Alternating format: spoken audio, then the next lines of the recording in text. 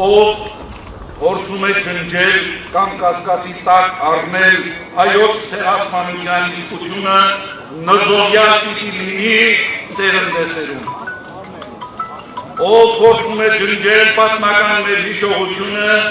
անիծյալ պիտի լինի նրա ու նրա ընտանիքի անունն ու հիշատակը հավիտենապես։ Ով պայքարում է եկեղեցու դեմ հավիտենական դատապարտության ու ամոթի խարաննով պիտի հիշի պատմության մեջ։ Ով խարխլում է հայոց ընտանիքի հիմքերը, զրկված պիտի մնա ընտանեկան հայրից և ընտանեկան ջերմությունից։ Ով հրաժարվում է հայրենի հողերից, անիծյալ և ասպանդական պիտի դառնա